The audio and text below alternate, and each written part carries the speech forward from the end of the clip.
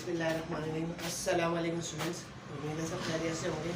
भाई आज जो है वो आज ही मॉडल पेपर आया है फिजिक्स का नया, ठीक है। First year physics new book का नया मॉडल पेपर आया है। तो उसमें जो है ना अच्छे खासे न्यूमेरिकल, ठीक है। और न्यूमेरिकल्स की सॉल्यूशन ज़्यादा बहुत इम्पॉर्टेंट होती है, क्योंकि हमें पता है कि फर्स्ट ईयर फिजिक्स में जो मॉडल पेपर आया है उसको ज़रा हम जल्दी से डिस्कस कर लेते हैं कि सेक्शन ए में तो 17 MCQs है। सेक्शन बी की बात करें तो उसमें कम से कम जो है टोटल तकरीबन 9 न्यूमेरिकल्स मिले और हमें 9 ही सवाल जो है ना सेक्शन बी में करने होते हैं। तो 9 न्यूमेरिकल्स जो है वो आएंगे कम से कम, तो हमें 9 न्यूमेरिकल सॉल्यूशन करनी पड़ेगी। तमाम के तमाम न्यूमेरिकल्स को अच्छे से सीखते हैं, क्योंकि इसमें कुछ न्यूमेरिकल्स ऐसे हैं जो कि डिफरेंट भी हैं, ठीक है। तो उसके लिए मैं समझाने के लिए वीडियो बना रहा हूँ। तो सेक्शन बी में क्वेश्चन 2 में मुझे शुरू के 5 जो सवाल हैं वो तो थ्योरी से रिलेटेड है, लेकिन छठा सवाल जो है वो न्यूमेरिकल है। और छठा सवाल जो है वो है कौन सा न्यूमेरिकल भाई? छठा सवाल है डायमेंशन से रिलेटेड न्यूमेरिकल, ठीक है। अब डायमेंशन से रिलेटेड न्यूमेरिकल को सॉल्व करते हैं। इस सवाल में ये पूछा गया है, इस क्वेश्चन नंबर 6 में ये पूछा गया है कि बताइए भाई कि ये जो दो इक्वेशन है, एक ये t = 2 pi under L G और s = BID + ½ AT², सब जानते होंगे बाखूबी से, बचपन से पढ़ते हुए आ रहे हैं, सेकंड इक्वेशन ऑफ मोशन है। इन दोनों को प्रूव करो कि ये डायमेंशनली करेक्ट है। चैप्टर 1 से न्यूमेरिकल लिया गया है और ये ऐसा न्यूमेरिकल हर साल आता है लाजमी, ठीक है। तो टोटल 4 नंबर का एक शॉर्ट होता है फर्स्ट ईयर में, 36 मार्क्स का सेक्शन बी है, ठीक है। 9 सवाल आएंगे, शॉर्ट टोटल 14 सवाल आएंगे, जिसमें से 9 करने होंगे और 9 ही न्यूमेरिकल होंगे। तो हमें न्यूमेरिकल में अच्छे से फोकस करना है। बार बार रिपीट इसलिए किया जा रहा है इस बात को कि इसको अहमियत दी जाए। तो t = 2 पाई अंडर L/G, इसको हमने जो है डायमेंशनली करेक्ट, ये प्रूफ करने के डायमेंशनली करेक्ट है। तो प्रूफ हम कर रहे हैं। We know that dimension of ये जो टाइम पीरियड है, सबको पता है कि ये टाइम पीरियड होता है। ये 2 और पाई कांस्टेंट टर्म्स है, √L लेंथ है और g जो है वो ग्रेविटी है, जो कि तकरीबन हम एक्सेलरेशन के बराबर लेते हैं, एक्सेलरेशन ही होती है ये, ठीक है। तो हम जानते हैं कि डायमेंशंस, टाइम की डायमेंशन जो है वो क्या होती है भाई? टाइम पीरियड, ये जो टाइम पीरियड ये टेंशन है, इसकी जो डायमेंशन है वो क्या होगी भाई? सॉरी, टाइम पीरियड की डायमेंशन है वो क्या होगी? Capital T। तो ये असल में ये भी टाइम पीरियड है, ठीक है, और ये भी टाइम पीरियड है। मैंने इनको डार्क इसको इसलिए कर दिया है ताकि समझने में आसानी हो। ये वाला टाइम पीरियड है, ठीक है, जो सवाल में गिवन है, और जो डार्क मैंने किया है ये असल में वो टाइम पीरियड है जो उसकी डायमेंशन होती है, ठीक है। तो और ये L = L, यानी लेंथ की जो डायमेंशन है वो तो L ही कहलाती है, लेंथ की डायमेंशन L ही होती है। इसी तरीके से ग्रेविटी की जो डायमेंशन है, क्योंकि वो एक्सेलरेशन के फॉर्मूले में आती है, तो एक्सेलरेशन की डायमेंशन जो होती है वो LT - 2 होती है, ठीक है। तो ग्रेविटी की भी डायमेंशन क्या होगी भाई? LT - 2। अब क्योंकि लंबी वीडियो हो जाएगी इसलिए मैं इसको नहीं बता रहा ये कैसे आया, इसको आप याद कर लोगे तो आसानी होगी, ठीक है। और ग्रेविटी की क्योंकि एक्सेलरेशन वेलोसिटी अपॉन टाइम होता है, तो इस वजह से जो LT - 2 आया है, ठीक है। खैर, t की जगह, टाइम पीरियड की जगह मैंने क्या लिख दिया? इसकी डायमेंशन, इस t की जगह इसकी डायमेंशन t लिख दी। ये 2 और पाई ऐसे ही आ गया, √ ऐसे ही आ गया, L की जगह L ही आ गया और ग्रेविटी की जगह LT - 2 आ गया। आगे सबको बात समझ में आई? अच्छा, यहाँ पे 2 पाई एक कांस्टेंट टर्म है, ये 2 भी एक कांस्टेंट है और पाई भी एक कांस्टेंट है, इसकी वैल्यू 3.142 होती है, जो 22/7 होती है। एक कांस्टेंट टर्म है और कांस्टेंट्स की कोई डायमेंशन नहीं होती। कांस्टेंट्स हैव नो डायमेंशन, इनकी कोई डायमेंशन नहीं होगी, तो इनको नेग्लेक्ट किया जाएगा। इनको अगर मैं नेग्लेक्ट कर दूँ तो बचेगा क्या? t = √, और यहाँ देखिए भाई ये L से ये L भी कैंसिल हो गया है, तो यहाँ पे और बचा क्या है? ऊपर 1 और नीचे t की पावर -2। आगे बात समझ लो। अब ये -2 है, मैथमेटिक्स है, सिंपल है, ऊपर जाके प्लस का 2 हो जाएगा, ये स्क्वायर से ये रूट कैंसिल आउट हो जाएगा, तो टाइम पीरियड = टाइम पीरियड, यानी t = t, सिंपल सी बात। तो ये हमने लिख देना है कि above equation is dimensionally correct. तो ये एक न्यूमेरिकल था, जो कि डायमेंशन से रिलेटेड था। ये पार्ट 1 था, इसका पार्ट 2 है जो कि सेकंड इक्वेशन ऑफ मोशन है।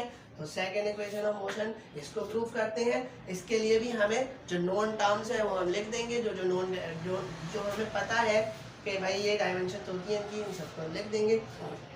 तो डिस्टेंस एल के बराबर, एस एक डिस्टेंस ही है, इस इक्वेशन ऑफ मोशन में एस डिस्टेंस ही होता है, और डिस्टेंस जितने भी होते हैं उनको हम उनकी डायमेंशन क्या होती है, एल, कैपिटल एल, सही। और वेलोसिटी, क्योंकि इनिशियल हो फाइनल हो कोई सी भी है तो वेलोसिटी है तो स्पीड ही, तो इसकी जो डायमेंशन होती है वो क्या होती है, एल टी माइनस। क्लियर हो गई बात। और एक्सेलरेशन, क्योंकि हम यहाँ पे ग्रेविटी की ऑलरेडी करके आए तो एक्सेलरेशन भी हमें पता ही है, एल टी माइनस टू, मतलब सेम ही होता है एक्सेलरेशन और ग्रेविटी। तो एल टी माइनस, यहाँ तक हो गई खत्म। अब इसकी को हम इस तरह पुट कर देंगे जो हमारी गिवन इक्वेशन है, जिसको प्रूव करना है कि डायमेंशनली करेक्ट है। तो देखते हैं कि लेफ्ट हैंड साइड और राइट हैंड साइड बराबर आती है कि नहीं। तो इसकी जगह, इस एस की जगह एल लिख दिया, इस वी आई की जगह एल टी माइनस 1 लिख दिया, इस टी की जगह, इस टाइम की जगह हमने क्या लिख दिया, कैपिटल टी। इस प्लस को ऐसी, इस हाफ को ऐसी, एक्सेलरेशन की जगह हमने एल टी माइनस 2 और टी की जगह टी और उसके ऊपर स्क्वायर लगा हुआ है तो स्क्वायर। अब इन टर्म्स को सॉल्व करेंगे तो बहुत ही आसान है भाई। एल इधर ऐसे ही आ गया, ये देखिए भाई, ये t माइनस 1 है और ये t है, बेसिस सेम उनकी तो पावर ऐड हो जाती है। तो t और t है, इसके ऊपर 1 है तो माइनस 1 प्लस 1 0 हो जाएगा। t की पावर 0 1 के बराबर होती है, तो हम यहाँ पे कुछ भी नहीं लिखेंगे, यानी ये प्लस का t की पावर माइनस का 1 और ये t की पावर 1, ये दोनों कैंसिल आउट हो गए, खाली l बच जाएगा। आगे सबको समझ में, प्लस इधर ऐसे ही आ गया, हाफ इधर ऐसे ही आ गया, और एग्जैक्टली यही काम यहाँ भी हुआ है। क्यों, कैसे भाई, कि ये t की पावर माइनस 2 है और इधर हो जाएगा टी स्क्वायर, ये दोनों आपस में मल्टीप्लाई हो रहा है, बेसिस सेम। एक बार लिख देंगे t माइनस 2 प्लस 2 जो कि कैंसिल, t की पावर 0 जो कि 1 के बराबर होती है, और 1 जब इस एल टी माइनस 2 से मल्टीप्लाई होगा, सॉरी एल से मल्टीप्लाई होगा तो वो एल ही आ जाएगा। सबको समझ में आ रही है बात, क्लियर है भाई बात। तो अब यहाँ पे हमने क्या करा है, एलसीएम ले लिया है, क्योंकि ये एक एल है, ये 1 एल है और ये 1/2 एल है। तो 1 plus 1/2 is equals to, LCM ले लेंगे, बेसिस सेम है, नीचे डिफरेंट है, तो 2 1 2 हो जाएगा, और 2 प्लस 1 इज 3/2, ये 3/2 एलसीएम लेने की वजह से। तो 1 प्लस हाफ, तो 1 प्लस 1/2 इज 3/2, सही है, जो कि 1.5 के बराबर है। क्लियर है, या ऐसे भी याद कर सकते हो कि ये 1 है और ये हाफ है, तो 1 प्लस 0.5 इज 1.5, और 3/2 को डिवाइड करके देख लेना, 1.5। खत्म हो गई बात। अब यही बात जो हम यहाँ पे करते हुए आए थे कि 2 पाई कांस्टेंट था, तो ये क्या 3/2 कांस्टेंट नहीं है, बिल्कुल कांस्टेंट है। तो 3/2 is constant and constants have no dimension, तो इसको नेग्लेक्ट कर देंगे और देंगे भाई l बराबर हो गया l, यानी लेंथ बराबर हो गई लेंथ के, यानी राइट लेफ्ट हैंड साइड बराबर हो गई राइट हैंड साइड के। तो हम लिख देंगे above equation is dimensionally correct, और ये बात भी प्रूव हो गई। तो ये दो न्यूमेरिकल्स थे जो कि बहुत इंपॉर्टेंट थे, मतलब एक ही न्यूमेरिकल है, सॉरी, ये हमारे 4 नंबर एक तरफ हो गए अगर मॉडल पेपर से ही सवाल आता है तो, ठीक है भाई। तो ये क्वेश्चन नंबर 6, तो क्वेश्चन नंबर 2 का पार्ट 6 ये था, डायमेंशन से रिलेटेड था। नेक्स्ट न्यूमेरिकल, तो भाई नेक्स्ट न्यूमेरिकल क्या है, इसका पार्ट 7 है, क्वेश्चन नंबर 2 का पार्ट 7 भी एक न्यूमेरिकल है। और ये मैं बता दूं ये कहाँ से लिया गया है, हमारी न्यू बुक से, फिजिक्स की नई बुक से, फर्स्ट ईयर की फिजिक्स की न्यू बुक की ये वर्क एग्जाम्पल है। और कौन सी वर्क एग्जाम्पल है, 2.2, ये सॉल्व हुई हुई है, तो आप उसमें भी देख सकते हैं। लेकिन बाकी अगर नहीं किसी को समझ में आ रहा तो वो यहाँ से देख ले, मैंने थोड़ी सी चेंजिंग करके करा है तो सारा वही, लेकिन थोड़ी सी टर्म्स को चेंज किया, ठीक है। तो खैर मैं सवाल पढ़ रहा हूँ और सवाल आपके सामने स्क्रीन पे भी शो हो रहा होगा भाई। तो सवाल ये है 7वां कि एक टर्टल है, अ turtle starts at the origin, एक टर्टल है जो कि ओरिजिन से स्टार्ट कर रहा है, मतलब एक्सिस की बात होगी, एक्स और वाई एक्सिस, उसको मैं ओरिजिन से स्टार्ट करता हूँ, ठीक है।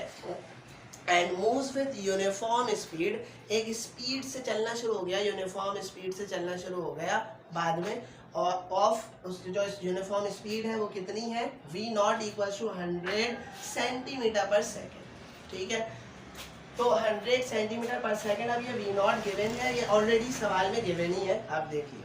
ठीक है, तो V not equal to 100 centimetre per second, sorry ये 10 सेंटीमीटर पर सेकेंड है, सॉरी ये 10 सेंटीमीटर पर सेकेंड है, 100 नहीं। ठीक है, हमारे से मिस्टेक हो गई है, ये 10 सेंटीमीटर पर सेकेंड। ठीक है, बस यहीं पे लिखा हुआ है, बाकी कैलकुलेशन हमने सही करी है। ये यहाँ भी 100 नहीं आएगा, इधर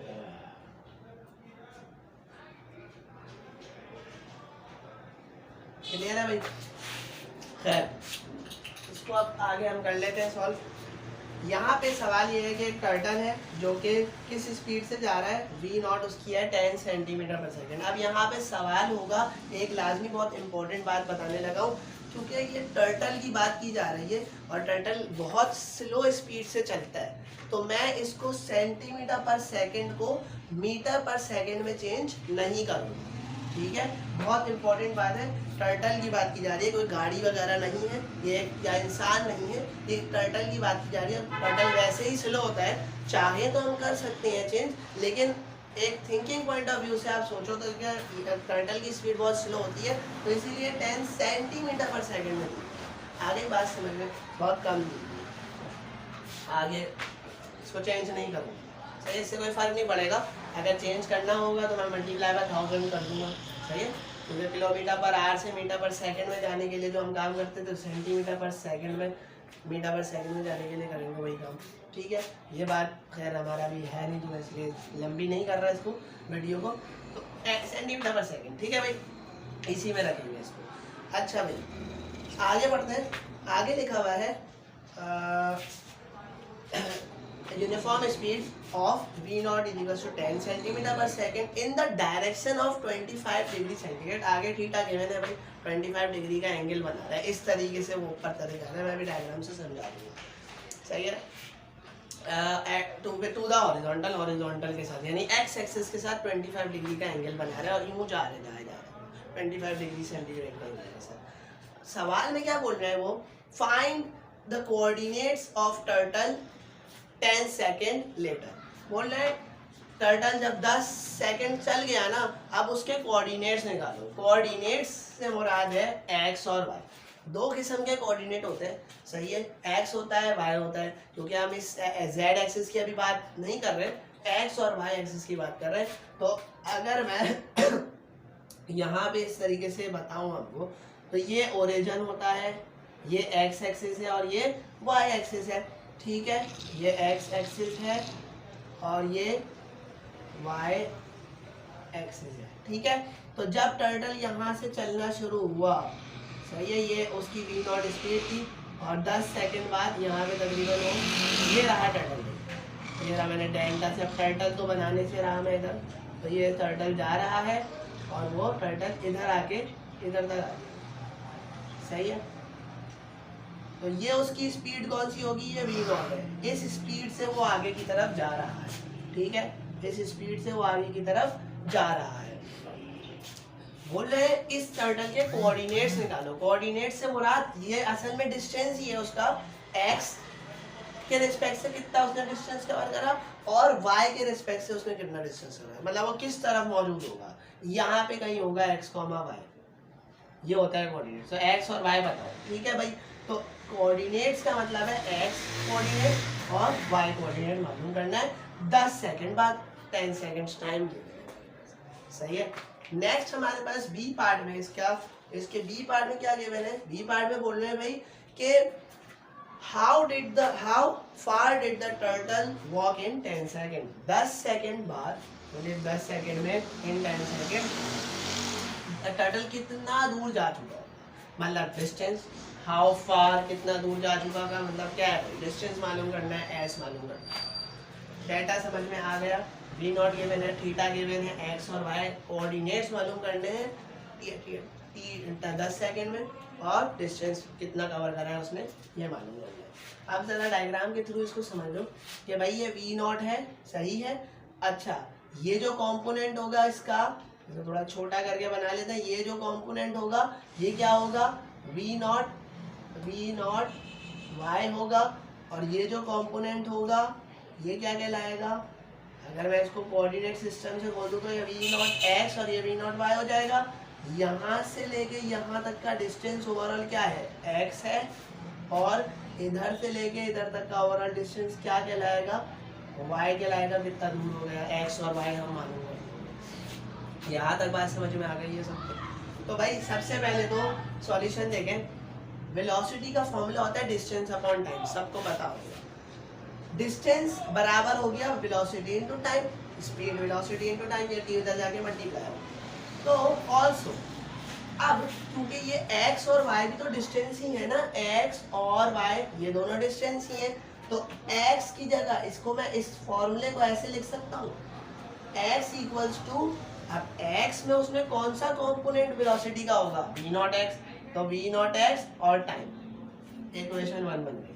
और y बराबर होगा v नॉट बाई t। ये बात समझ में आ गई भाई, ये बिल्कुल इसी फॉर्मूले से आया है। तो x और y असल में डिस्टेंस ही है ना, जो उसने डिस्टेंस कवर किया, x कंपोनेंट और y कंपोनेंट क्या कॉर्डिनेट, तो v not x t v not y, ये इक्वेशन 1 और इक्वेशन 2।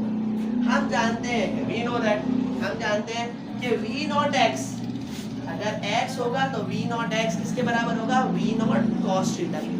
x के साथ cos आता है, y के साथ sin आता है, ये दो फॉर्मूले वैसे ही हमें पता होते हैं कि v नॉट x बराबर होता है v नॉट cos थीटा के। समझ में आ गई बात, v नॉट cos थीटा के। तो v नॉट x ऐसे आ जाएगा, v नॉट मुझे पता है, cos एक फंक्शन है ट्रिग्नोमेट्रिक और 25 मुझे पता है। इसको जब हम सॉल्व करेंगे तो हमारे पास v नॉट x आ जाएगा, जो क्या है 9.06, आप कैलकुलेट करके देख लेना। और इसकी जो, क्योंकि मैंने यहाँ पे v नॉट भी जो इनिशियल वेलोसिटी है, जो यूनिफॉर्म वेलोसिटी से ये जा रहा है, वो भी सेंटीमीटर पर सेकंड में पुट करिए, तो कंपोनेंट भी सेंटीमीटर पर सेकंड में ही आएगा। इसी तरीके से v नॉट निकाल लेंगे, v not y, sorry v not y कैसे आएगा, v नॉट साइन थीटा से, ठीक है। और v नॉट y जो आ रहा है कैलकुलेट करके देख लेना, वो आ रहा है सेंटीमीटर पर सेकंड, कितना 4.223 सेंटीमीटर पर सेकंड। v नॉट x आ गया और v नॉट y आ गया, तो क्या मैं इधर पुट करके इक्वेशन 1 और 2 को एम्प्लॉय सेट करके x और y निकाल सकता? तो v नॉट x क्या आया भाई, v नॉट x क्या है 9.06, तो x किसके बराबर है, v नॉट x, ठीक है। तो equation 1 employs that x equals to 9.06 into t। समझ में आ गई बात, ये x आ गया। इसी तरीके से इक्वेशन 2 में v नॉट y की वैल्यू पुट करें, ये करके देख लेना, दोनों ये आंसर आ रहे हैं। x का आंसर आ रहा है 90.6, क्योंकि वो हमने मीटर में चेंज नहीं करा तो सेंटीमीटर ही आंसर आएगा, और ये हमने 42.3, ये भी मीटर में चेंज नहीं करा तो सेंटीमीटर में आंसर आएगा। तो x और y कोऑर्डिनेट्स हमें पता चल गए, जो कि क्या है 90.6 सेंटीमीटर और 42.3 सेंटीमीटर। तो ये तो थी यहाँ तक की बात समझ में आ गई होगी। x और y कोऑर्डिनेट्स आ गए, पार्ट ए का आंसर हमें पता चल गया, आंसर सही है, ए है, ए का आंसर है। नेक्स्ट नाउ अब हमें बी पार्ट मालूम करना है। बी पार्ट में क्या मालूम करना है, डिस्टेंस, डिस्टेंस सही है, टोटल डिस्टेंस। अब टोटल डिस्टेंस यहाँ से यहाँ तक की बात की जा रही है, वो टोटल डिस्टेंस, ठीक है। तो टोटल डिस्टेंस बराबर होता है, डिस्टेंस फॉर्मूले से आ जाएगा, 9th में 16 चैप्टर में पढ़ा होगा सबने। डिस्टेंस फॉर्मूला क्या होता है, s इक्वल्स टू d भी लिख सकते हैं, इसकी जगह s की जगह। तो under root X square plus Y square, दोनों कोऑर्डिनेट्स को प्लस कर दो, जितना भी डिस्टेंस है टोटल।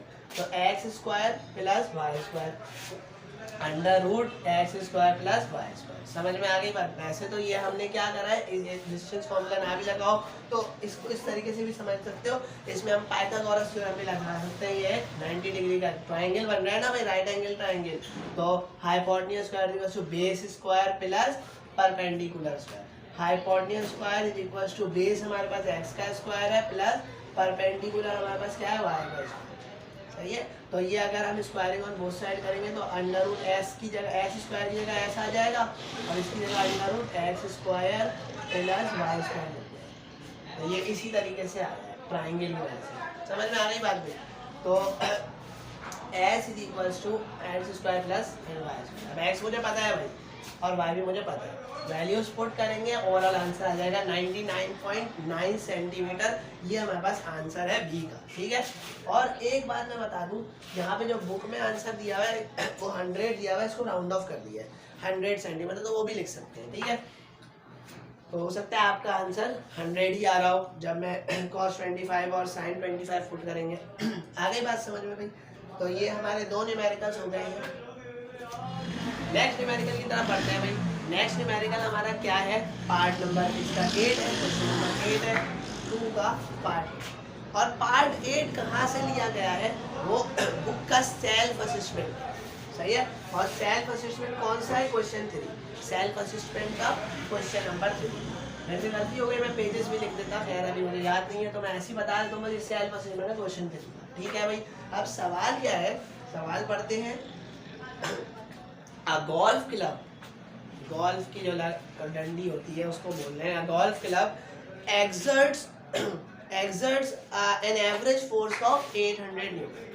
फोर्स की वजह हमारे पास कितनी, 800 न्यूटन, ठीक है भाई। और अ गोल्फ बॉल, गोल्फ की बॉल पे फॉर कितने सेकंड्स, 0.2 सेकंड, 0.02 सेकंड। टाइम के वजह हमारे पास 0.02 सेकंड्स का, ठीक है। उसके बाद if the initial velocity of the ball is, अगर इनिशियल वेलोसिटी बॉल की कितनी हो, 40 मीटर पर सेकेंड हो, एंड फाइनल वेलोसिटी 60 मीटर पर सेकेंड, 60 मीटर पर सेकेंड हो।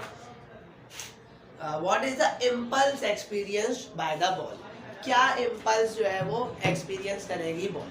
तो इम्पल्स जे से शो करते हैं इम्पल्स, ठीक है, नई चीज़ है, जे से शो किया जाता है, ठीक है भाई।